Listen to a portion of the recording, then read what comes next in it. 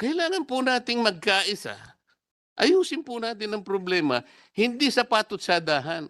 May makikinabang dito politically.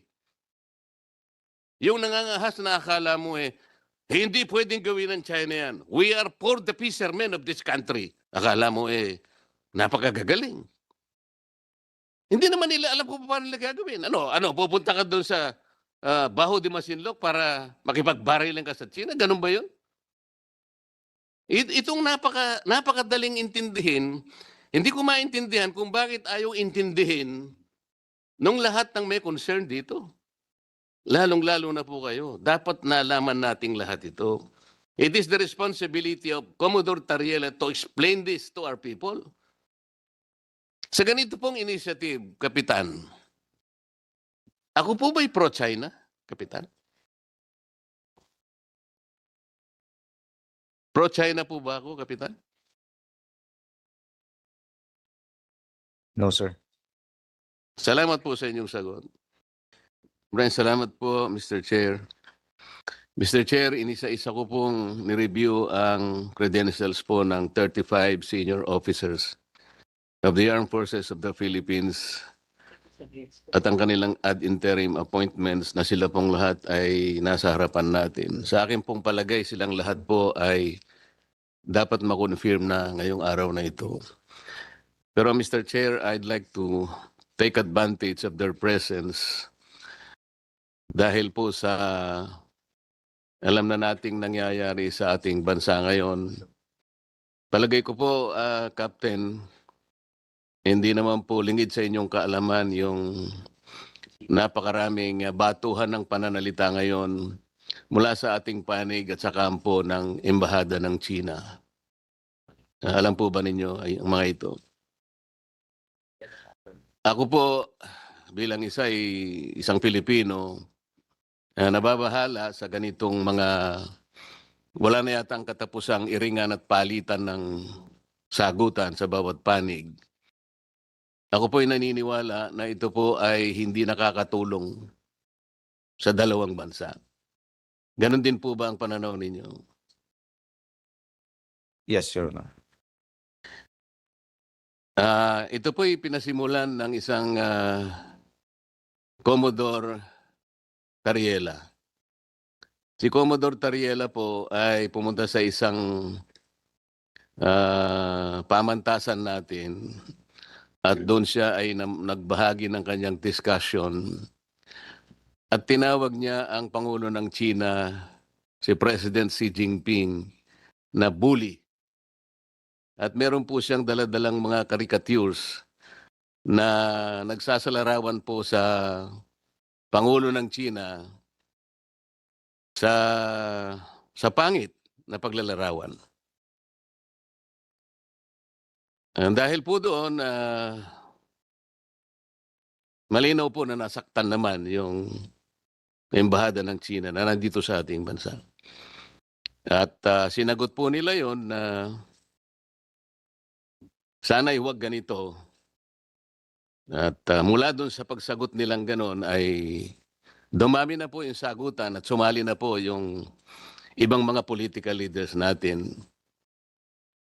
Ito nga po ang naging dahilan kung bakit ngayon dito sa Senado, pinagtatalunan namin ang isang resolusyon na kung saan ay hinihingi ng Senado na ikondena natin ang lahat ng mga public statements na ginagawa ng Embahada ng China.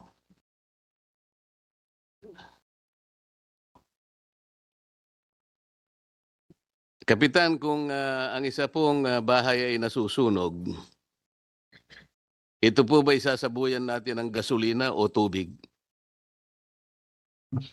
Tubig, Your Honor. Tubig. Alam po ninyo, Captain Pilar, sa sulat po ng ating Secretary of Foreign Affairs sa kagalang-galang na senador ng ating bansa, Senator Risa Ontiveros, to sa bahagi po ng kanyang sulat ay sinasabi po niya As foreign policy and diplomatic relations are the remit of the department, statement it issues are deliberate, consistent, and anchored on existing foreign policy and instructions of the President.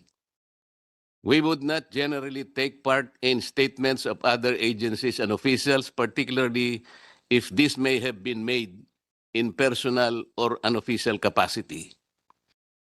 Balikan po natin yung pananalita ni Commodore Tariel na tinawag niyang bully ang Pangulo ng China. Meron po ba tayong national policy na ang mga heads of state ng ibang bansa ay kailangan pa nating pasaringan ng negatibo? Your Honor, I believe wala po. Wala po. Wala rin tayong national policy na gagawa tayo ng caricatures para pasamain natin ang itsura ng mga heads of state ng ibang bansa. Wala din po, Your Honor. Sa makatwid, personal po ni Commodore Tariela ang kanyang ginawa. Tama po. Probable po, Your Honor. Ang sabi po sa bahagi ng sulat, Captain Pilar, while the lively exchanges of views are permitted in our democratic society, the department, meaning DFA, reiterates that differences and disputes between states are best addressed through established diplomatic channels rather than in public. Ako po'y naniniwala dito. Kayo po'y naniniwala rin.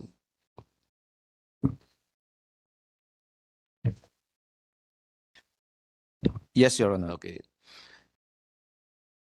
The department believes that escalation, even in public messaging, should be undertaken only when it advances clear strategic objectives and the national interest. Ano pong strategic objective o national interest ang na-achieve natin sa ginawa ni Commodore Tariela na magpakita ng ganong mga statements at mga caricatures sa uncompromising at nakakahiyang paglalarawan sa kanilang head of state? What did we gain strategically in terms of national interest? Meron po ba? Your Honor, I cannot answer on that. Hindi, sa panukat mo lang. Sir, being a member of the armed forces, we are voicing out the term RCs, our rights and our future, and we just stick to what is being dictated in our what is legally ours and what is stated in our law, sir. Tama po yun.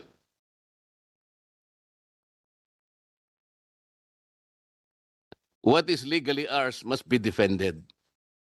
Must be protected, and we should fight it out to the last drop of our blood. Yung legally ours. At kasama po ninyo ako doon. Kami pong lahat sasama sa inyo doon. Si Commodore Tariela po is the head of the WPS Transparency Group Office.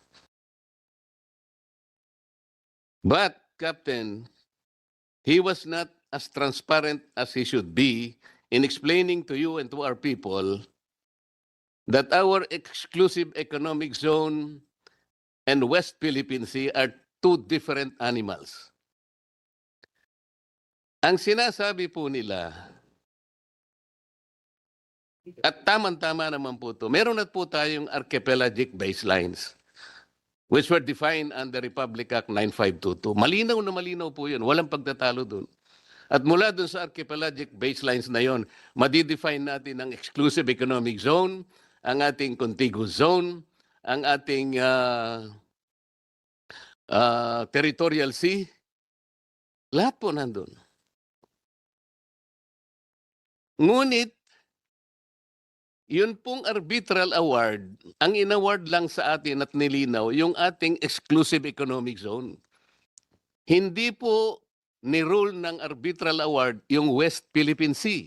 Dalawang bagay po yun eh. Pinagsasama po nila yon. Alam po ninyo kung ba't tayo nagkakagulo, nagkakaproblema?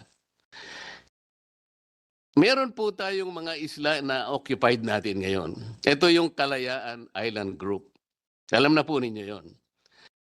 Meron tayong 4 na features in the Kalayaan Island Group. Ito po yung Pagasa, yung Parola, yung Kota at yung Lankiam. Captain, alam po ninyo yan. Incidentally, Mr. Chairman, itong 4 na features na occupied ng ating bansa, they are way, way beyond our EEZ. Wala po sila sakop ng EEZ. Alam po ba ninyo yon, Captain? Sagutin lamang po ninyo. Alam po ba ninyo na sila po'y wala doon sa limit ng ating exclusive economic zone? Be honest. It is beyond, within our EEZ, sir. So hindi po ninyo alam na sila po'y wala doon sa EEZ? Ang akala po ninyo, they're within our EEZ? Sir, we are already occupying those islands. No. Chairman, tinatanong ko lamang po, alam po ba ninyo yung ating KIG na binubuo ng 4 na features ay wala po sa sakop ng ating exclusive economic zone? Huwag po kayong mahihiya. Kung hindi po nyo alam, I will not take it against you. Alam po ba ninyo na wala siya at hindi sakop ng ating EEZ? Yung 4 na features ng Kalayaan Island Group? Sir, those islands can also generate EEZs within. Mr. Chair, ang gusto ko lang sana sagutin niya kung mamaya po pupunta tayo doon eh.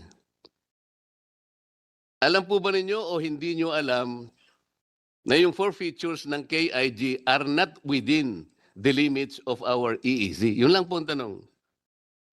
Sir, if we base the limits from the mainland Palawan, sir.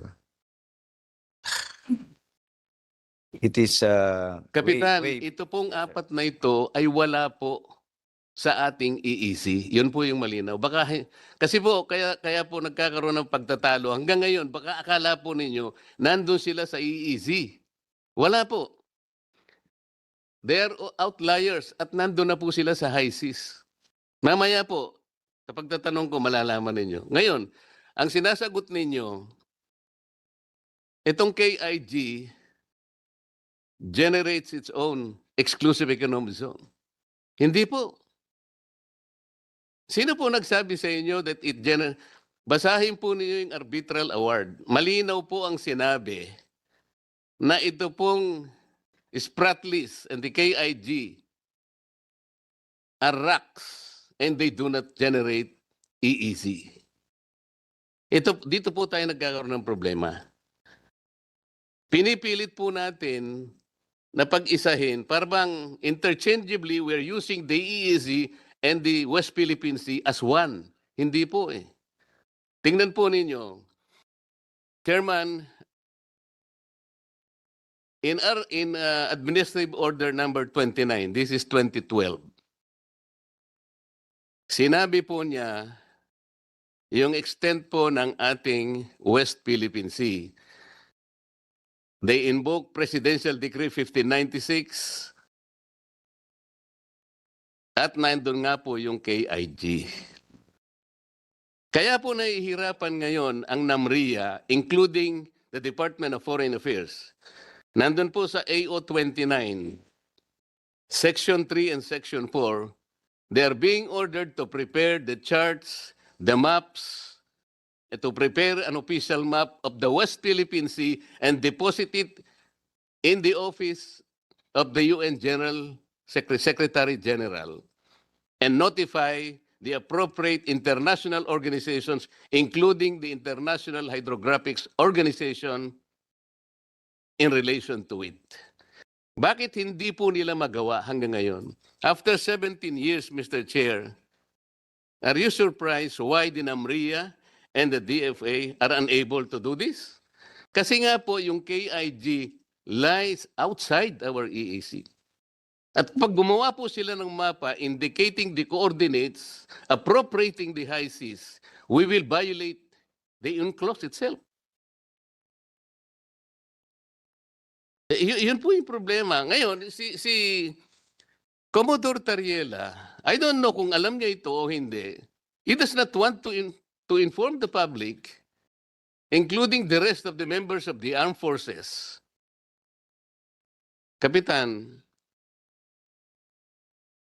we swear to the Constitution that we will defend the Constitution, all the laws and orders and regulations.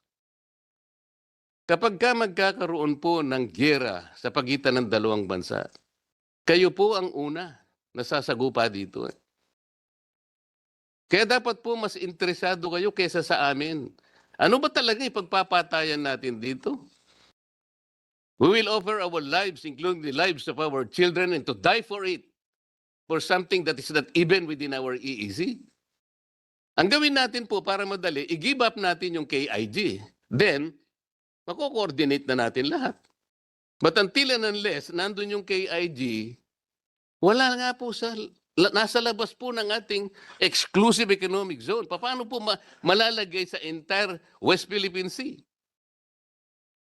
Mr. Chair, kaya po yun ang dahilan, hindi po tayo makagawa ng mapa para sana ma-submit na natin. And in our lifetime, we will able to see doon sa entire stretch ng South China Sea, lalabas doon ang West Philippine Sea. Tingnan po ninyo yung mapa ng mundo ngayon, Kapitan. Ang nakalagay South China Sea. Hindi ibig sabihin sa China lahat yon. But in the entire expanse of that body of water, nandun yung EEZ ng Vietnam, EEZ ng China, EEZ ng Malaysia, EEZ ng ating bansa. Nandun sa South China Sea. Pero tayo, gusto natin, imbes na EEZ lang, theoretically ang nandun, gusto nating ilagay yung West Philippine Sea. That's good. Gusto ko rin naman yun. Gusto ko rin naman sa ating lifetime, makita ko rin naman yung West Philippine Sea na ma-drawing doon. How can we do that? There are procedures and steps to do that. Gagawa nga tayo ng mapa eh. Paano ka gagawa ng mapa? I-include mo yung KIG. Hindi po pwedeng mangyari yun. Lalaban lahat sa iyo mga bansa. Because you are appropriating the high seas. Itong napakadaling intindihin, hindi ko maintindihan kung bakit ayaw intindihin nung lahat ng may concern dito. Lalong-lalo na po kayo. Dapat nalaman nating lahat ito. It is the responsibility of Commodore Tariela to explain this to our people. Meron pong diferensya eh. Hindi po kukunti ang diferensya, Kapitan. Why? The distances are fixed. We cannot move in all these features into the EEZ. Sana mailipat sana natin. Ang Diyos lang makakagawa nun. Paano mo ililipat yung mga features na yung para ilagay dito sa lahat ng EEZ natin? We cannot do that. Pagkatapos pag mayroong nagsasabi ng ganito, Kapitan, si Marcoleta pro-China. Hindi po. I have been always for this country. And I will always be. Pero hindi natin po pwede pagtalunan lang natin salitaan, megaphone diplomacy. Kaya tanong ko po sa inyo kanina, what economic benefits can we gain from this? What strategic motive can we gain from this? Kahapon po, Kapitan, I presented 2 maps before the Senate plenary. In that map, pinakita ko ang mga bansang Vietnam, Malaysia, China, kahit nag-aaway-away sila, ipinakita ko doon. They were able to manage their differences and were able to develop and explore oil and gas in their areas. Alam po niyo, Vietnam, there were about 60 to 70 exploration in their areas, kasama ang China.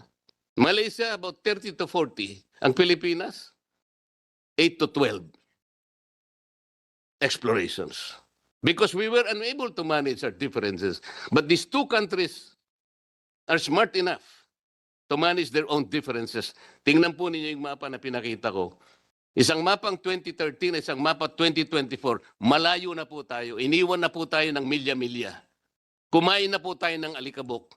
Kasi ang ginagawa natin, patotyahan dito, patotyahan doon. Saan pupunta ito, Kapitan, sa palagay mo? Alam po nyo, ang sabi ng China, pwede naman nating pag-usapan ito. Did you know that I met the ambassador of China because I was invited? Alam po ba kung ano yung una niyang sinabi? Gustong-gusto kong makipag-usap sa lahat ng concerned agencies of your government. If you are be kind enough to tell them that I am open anytime. More specifically, the Secretary of the Department of Defense. Yun po yung una niyang sinabi sa akin. Because I believe, sabi niya, foreign relations is not a zero-sum game. Totoo naman yun eh. Walang dapat makakuha ng gain na nawalan yung isa. Pare-pareho tayong makinabang dapat. And sabi niya, an open discussion, a bilateral discussion is the first start. Bakit hindi po natin gawin yun? Yun lang naman ang pinakikiusap nila. Sabi ko, okay, you want to speak to the Secretary of National Defense? Yes, Your Honor. I'm really very willing. Medyo biniro ko pa nga siya, Chairman. No, maybe, why don't you text me? And I will show him your text message. Akala mo, papalabas pa lang ako sa kanilang embahada. Tinext niya na ako. Salamat, sabi niya, Senator Marcoleta, for visiting us. And at sa pag-offer mo na ikaw nang magsabi sa aking gustong mangyari na gusto kong makausap lahat ang concerned agencies of your country. More specifically, Secretary Gibo. Sinulat niya, more specifically, Secretary Gibo of the Department of National Defense. Sana man lang even over coffee. So alam po niyo yung, hindi ko po alam kung yung number po ni Secretary Gibo yung pa rin. Para mas makasigurado ako, kinausap ko po dahil meron kaming meeting ng ating Secretary of Foreign Affairs. Pinakita ko po sa kanya yung text message. At sabi ko sa kanya, pwede bang ibigay ko sa iyo para ikaw nang mag-transmit o mag-pass kay Secretary Gibo? Okay naman po sa kanya, Mr. Chair. So binigay ko, pinas ko sa kanya yung at siya na daw po ang magbibigay kay Secretary Gibo. Sa ganito pong initiative, Kapitan, ako po ba'y pro-China, Kapitan? Pro-China po ba ako, Kapitan? No, sir. Salamat po sa inyong sagot. Hindi po ako pro-China kahit kailan. Ako po ay pro-Pilipinas at sa interes ng Pilipinas. Kung ang China po ay papayag na makipag-usap sa atin, lalong mabuti. Sinabi ko po sa kanya, Kapitan, bakit hindi natin pasimulan ang pag-uusap natin, Mr. Ambassador, sa mga bagay na pwede nating pagkasunduan? Halimbawa, yung mga isda. Wala namang may-ari ng mga isda eh.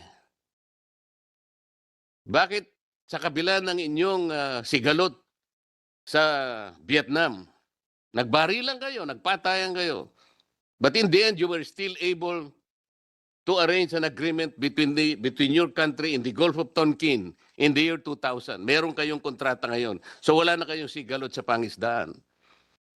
Kahit may hostility kayo sa bansang India, nagawa nyo ring ayusin ang inyong hindi pagkakasundo, nagkaroon din kayo ng kontrata sa pangisdaan. Ganon din naman kako nangyari sa Japan. Mahigpit ang labanan ninyo dyan. Nag-iiringan kayo, mainit. Pero nagawa nyo ring ayusin sa ngalan ng mga isda. Why can't we do that here in the Philippines? Magandang tanong yan, sabi niya. Ang totoo niyan, initially napasimulan na natin nung panahon ni Pangulong Duterte. Ang kaso lang, ngayon, Ito nga, patutsadahan ng patutsadahan. Paano nga tayo mag-uusap? Halimbawa, Kapitan, ikaw nagpipinta ka ng isang bagay, isang obra maestra. Nagsisimula ka pa lang magpinta, binabato ka na ng putik ng kung sino-sino. Maumpisahan mo ba yung ginuguhit mong obra maestra, Kapitan? No, Your Honor. Kaya nga po kailangan po nating magkaisa. Ayusin po natin ang problema, hindi sa patutsadahan.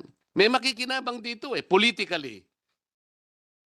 Yung nangangahas na akala mo hindi pwedeng gawin ng China yan. We are for the fishermen of this country. Akala mo napakagagaling. Hindi naman nila alam kung paano nila gagawin. Pupunta ka doon sa Baho de Masinloc para makipagbarilan ka sa China? Ganun ba yun? Hindi po ganun Let us begin to engage them. I told him, sabi ko, Ambassador, iyon pong traditional fishing rights, hindi mabigat na usapin. In public international law, this is only a private right. It does not concern territory. Let's not talk about territory muna ngayon. Isda muna. Para sa ganon, may mapag-umpisahan tayong isang mabuting bagay. Preparado sila That's a good start, sabi niya sa amin. Kaso lang, walang gustong makipag-usap Kaya ko po sinasabi ito Ulitin ko po, Kapitan. I was never pro-China. I am pro-Philippines. Kung anong makakabuti sa ating bansa. Palaging ganun ang aking posisyon. Sana po, naintindihan niyo ako, Kapitan. Salamat po, Mr. Chair. Thank Mr. you, Chairman. Honorable Marcoleta. Honorable Lacson. Yes, Captain Pilar, where did you finish your Command and General Staff course? I finished the at sir, sa ETDC, sir. So, Fort Bonifacio. At Camp Aguinaldo, sir. Camp Aguinaldo na ba ngayon? Because I took mine also in my CGSC sa Fort Bonifacio at that time. I took mine in 1983. I wonder if the curriculum still includes Thomas Gloma. Are you familiar with Thomas sir. Gloma? Yes, sir. And also Res Nullius, alam mo rin, di ba? Sir. Ito yung Latin word, which literally means belonging to no one, di ba? Tapos, pero sa batas, kung sino una naka-discover at nag-occupy, yun ang inasyon na may mag-ari, di ba? So, yung Spratlys Island, di ba si Thomas Gloma yung naka-discover nito? Tapos inoccupy niya. And this was formalized by the former president, the late President Marcos Sr., by way of a presidential decree. Natatanda mo ba yung presidential decree? PD, I'll remind you. I will just find out, sir. Ito. Don't find out anymore. I think PD 1978, 1596, no? Na kasi tinurn over na ni Thomas Gloma yung ownership sa Philippine government, no? Although ang nag-govern pa rin yung international law, di ba? This was made formal by the arbitral ruling, di ba? So atin yung Kalayaan Island Group. And Pag-asa Island is a barangay of the Kalayaan Island Group Municipality of Palawan, the province of Palawan. This is the only inhabited barangay in the Kalayaan Island Group, and it is ours. Just to end my interpellation, I'd like to congratulate you for responding very well to the questions of the Honorable Marcoleta. I think you deserve to be confirmed today and even deserve to be promoted to one-star rank later. Thank you very much. Thank you. Thank you, Honorable Lacson. The chair would like to recognize the Honorable Senator J.V. Hersoto. Are there any more? Yes, Honorable Lani Revilla, followed by Honorable Albano. Thank you very much, Mr. Chair, magandang umaga po sa lahat po ng ating mga kasamahan at sa ating pong mga confermants this morning. Just a short manifestation, Mr. Chair. Ang aking taus-pusong pagbati sa 35 na mga senior officials po natin sa unahan mula sa Sandatahang Lakas ng Pilipinas. Nagpapasalamat po kami sa inyong dedicated service para po sa ating bansa. In particular, I would like to recognize and congratulate those with ties from the province of Cavite. Sila po ay sina Captain Angelito Afable, who was born in Indang, Cavite. Captain Brandon Belandres, who has been residing in Cavite due to his assignment at the Naval Station Alano, Sangli Point. Captain Roderick Hemino, a resident of General Trias. Captain Noel Stephen Marsan, a resident of Kawit, Cavite. And my kababayans from Bacoor City, from Barangay PF Espiritu 1, Captain Jennifer Monforte, and Captain Rodelick Talamayan from Barangay Habay 1. At ganun din po may provincial address sa Barangay Queensro East Bacoor, si Captain Roselyn Ruiz. Maraming salamat po sa inyong dedikasyon sa pangangalaga ng kapayapaan sa ating bansa. Maraming salamat po sa inyo. Thank you Chairman, very much, Mr. I Chair. would just like to thank, may be recognized. Yes, I would Honorable. just like to thank my kababayan, Congresswoman Mercado, for introducing to us with Congressman Loyola, our kababayans, in this group. Thank you. Thank you, Honorable Revilla. Honorable Albano. Thank you, Mr. Chairman. Likewise, this representation comes from Isabela. And before that, I would like to congratulate all of you. I don't think there is no objection to your ad interim appointment. And may I reiterate the pleasure of honoring all of you, because we can sleep at night knowing that all you able officers offer your lives to not only the Philippine nation, but to us citizens. And for that, our heartfelt gratitude and prayers go out to all of you. And rest assured that the support of Congress and the Senate and the government will always be there. But Mr. Chairman, especially mention two people that come from the province of Isabela, who also resides now in Cavite. It's Senator Lacson. I hope they will retire back to my province. Namely, may I have the special mention of Roderick Kiat Talamayan, who actually is from Echage, Isabela, but originally, Ma'am Aimee, she is actually a relative of mine and a relative of Archbishop Dado Talamayan. So pagdadasal ka namin at hopefully long life ka kagaya niya at 120 years old na yata si Archbishop. Boy. No, but he's already old. But thank you for being there for us.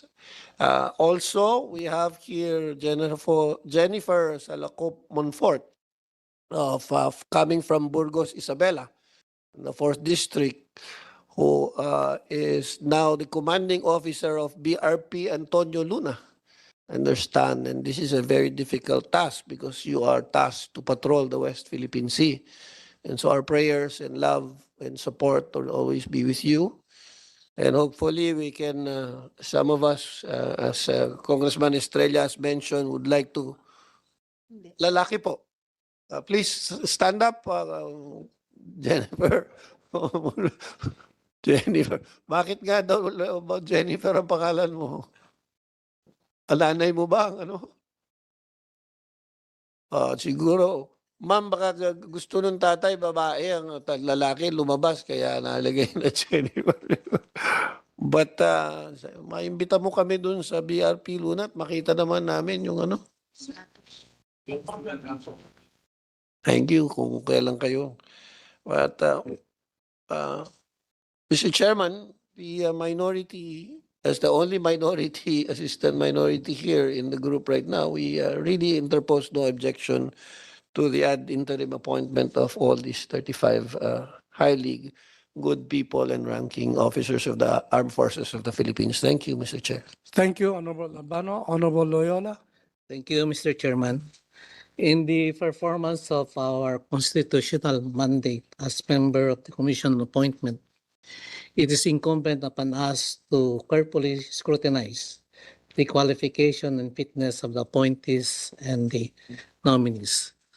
Upon review of the 35 senior officers of the Armed Forces of the Philippines whose appointment is under consideration, it is evident that all of them possess the qualification, experience, and competence for their promotion. Moreover, there being no written opposition or objection to their appointment, there appears to be no impediment for their confirmation. Accordingly, I respectfully manifest my full support for the ad interim appointment of the 35 senior officers of the Armed Forces of the Philippines. Mr. Chairman, as member of the Free and Accepted Masons of the Most Worshipful Grand Lodge of the Philippines, it is my tradition to give special recognition to my brother Mason, whose appointment is also under consideration. Namely, please stand up as your names called to be recognized. Colonel Glenn J. Ventura of Katarungan Lodge, who is the incumbent worshipful master. Colonel Benji P. Pendon of Kutambato Lodge, and Colonel Juji Grant General Lau of Manila Lodge. Thank you, brethren, for giving honor to our fraternity, and may you continue to lead as an example to our brothers in the Armed Forces of the Philippines. I would like also to reiterate the special recognition to my kababayan from Cavite, as mentioned by our dear Congresswoman Lani Mercado. Sana manatili kayong Caviteño, bagamat kayo galing sa iba't ibang lugar, sapagkat ang Cavite ay lupain ng mga mapagkalinga, mapagmahal at matatapang. Siguradong hindi kayo malulungkot sa pananatiling sa lalawigan ng Cavite. That will be all, Mr. Chair, and thank you. Salamat, Representative Loyola, at kasama mo ako sa iyong paniniwala na ang mga taga Cavite ay mababait na tao. Honorable Amy Marcos. Ay, pasiklaban na rin lang. Nabanggit na si Kapitan Balolong Pilar. Nais kong banggitin din at i-endorso ng puspusan si Colonel Belinda Ferrer Alonto of Pangasinan. Mga Ilocano lahat ito. Colonel Joji Bravo of the Air Force from Ilocos Sur. Colonel Del Mendo of San Fernando, La Union. Kapitan Noel Marsan of Santa Tomas and Baguio. And also Colonel Mangacer of San Juan, La Union. We already mentioned Jess Pilar and Colonel Reyes, also of the Air Force from Dagupan. Colonel Sergio Ronquillo of our very own Lawag City, Ilocos Norte, and Colonel Urbano of Binmale, Kapitan Paul Carbajal of Luna, La Union, and as mentioned from Isabela, Kapitan Monfort ng Burgos, Kapitan Talamaya ng Etiague, and last but not least, mula sa Mountain Province sa Bisao, Kapitan Bayaw Maaw. So yan ine-endorso namin ng puspusan at talagang malaking pasasalamat natin sa ating mga kasundaluhan. Maraming salamat. Maraming salamat, Senator Amy Marcos. Honorable Guico. Yes, Mr. Chairman, distinguished colleagues. This representation rises to second the confirmation of the ad interim appointments of the 35 flag and senior officers of the Department of National Defense The nominees have demonstrated competence, integrity, and dedication to service and are found qualified to assume their respective responsibilities. This representation likewise wishes to express its pride for the following officers from Pangasinan. Pasiklaban na rin eh. Colonel Alan Gonzalez Reyes from Dagupan City. Colonel Ronaldo Albano from Binmali. Captain Roderick Berceles Jimeno from Bayambang. Accordingly, this representation respectfully seconds the ad interim appointments of the 35 flag and senior officers of the Department of National Defense. Thank you. Thank you, Honorable Guico. Chair, Yes, Honorable Albano. as the only minority who is present here while the two are absent, they should give me something for being the minority. Let me first correct, I don't think there is a flag officer na Albano there. There is an afable. Afable, no? From Pangasinan. But the minority interposes no objection, as reiterated a while ago by my speech, and we would like to confirm their ad interim appointments, Mr. Chair. Yes, after my manifestation, Honorable Albano, the chair would like to manifest my support to Colonel Glenn J. Ventura. I would like to congratulate Colonel Glenn Ventura. Having known him for quite some time, it is a privilege to acknowledge his well-deserved ad interim promotion.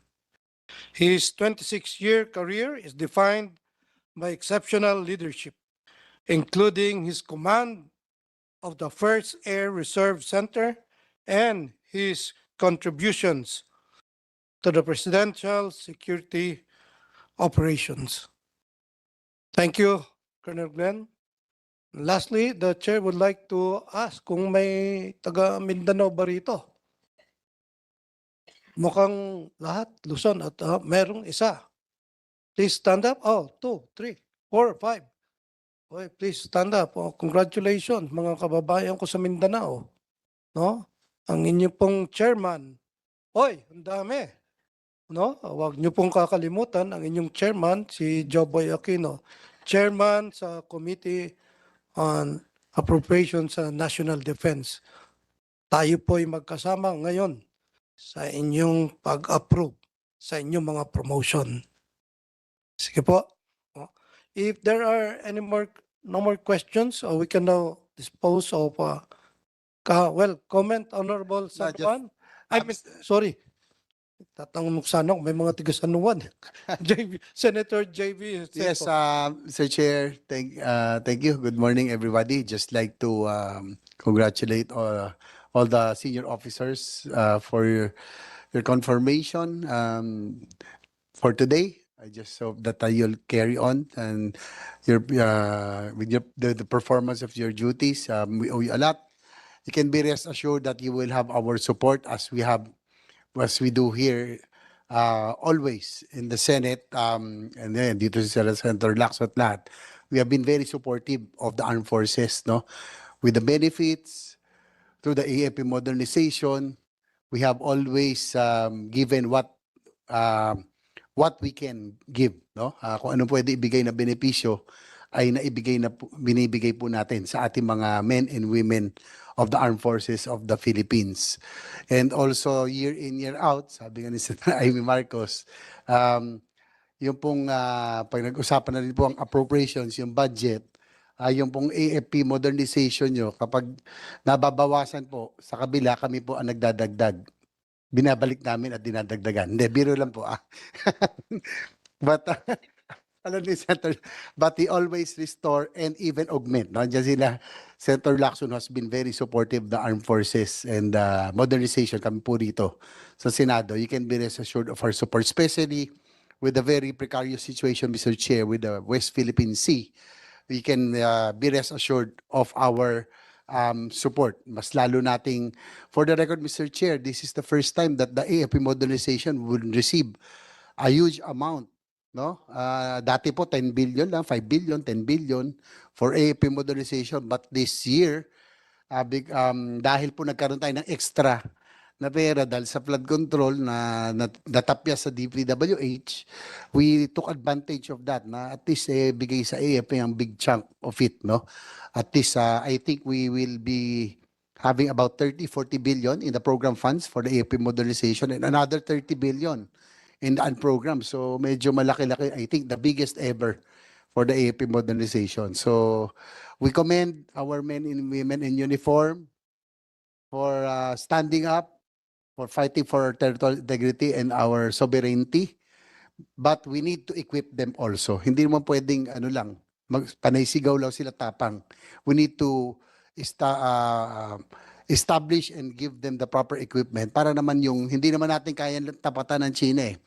Yung minimum credible defense posture, yung pong respetado man lang. We have to give them the proper equipment. I'd like to thank our colleagues also from the House, our counterparts, for the support for the AFP modernization budget this year, the biggest ever in our history. So yun lang po. Maraming salamat and continue with and carry on to our newly promoted senior officers. Thank you. Thank you. Are there any more inquiries from the members? So we can now excuse Captain Just Pilar, Thank you, sir. Majority Leader. Mr. Chair, I move that the committee recommend to the plenary for the commission to confirm the ad interim appointments of the 35 senior officers of the Armed Forces of the Philippines. I so move, Mr. Chair. Is there any objection? The chair sees none. The motion is hereby approved. Congratulations, all our officers. Other matters? Excuse me. Other matters? Majority Floor Leader. Mr. Chair, there being no other matters to discuss, I move to adjourn the meeting. On motion of the Majority Floor Leader duly seconded, there being no objection, the meeting is hereby adjourned.